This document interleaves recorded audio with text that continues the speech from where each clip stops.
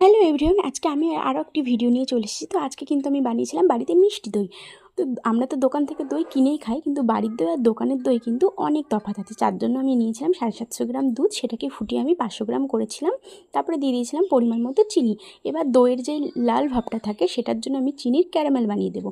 আরেকটি পাত্রের মধ্যে অল্প একটু চিনি, একটু জল দিয়ে ঠিক ফুটিয়ে যখন এরকম লাল হয়ে আসবে তখন আমি দুধটার মধ্যে ঢেলে আর একটু নাড়াচাড়া করে নামিয়ে রেখে দেবো ঠান্ডা হতে। খুব ঠান্ডা না, আমার হাতে যতটা সইবে ঠিক ওরকম ঠান্ডা। এবার আমি ওর মধ্যে দিয়ে দেবো অল্প পরিমাণ দই, মিষ্টি দই বা টক দই, যে কোনো দই দিলে হবে। এটাকে বলা হয় দইয়ের বীজ। আমি কিন্তু দইটা পাতবো এই লাল ভাতটার মধ্যে, তো ভাঁড়ের মধ্যে অল্প সামান্য দই দিয়ে দিলাম। তারপরে এবার দুধটাকে ওর মধ্যে ঢেলে দিলাম। এবার ভাঁড়ে যেহেতু সবটুকু আটেনি, তাই আমি একটি গ্লাসের মধ্যেও দিয়ে দিলাম। দিয়ে এবার ভালো করে আমি ওপরে পেপার দিয়ে গার্ডার দিয়ে মুখটাকে বন্ধ করে দেব।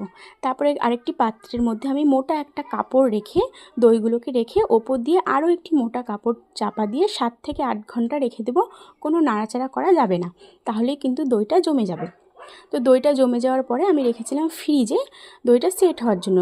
ঠান্ডা ছাড়া তো দই খাওয়া যায় না। তারপরে দেখো দইটা কত সুন্দর জমে গেছে, খেতেও কিন্তু দুর্দান্ত হয়েছিল। তোমরা কিন্তু বাড়িতে ট্রাই করো। আর আমার ভিডিওটি ভালো লাগলে অবশ্যই লাইক, কমেন্ট, শেয়ার, সাবস্ক্রাইব। দেখা হচ্ছে নেক্সট ভিডিও।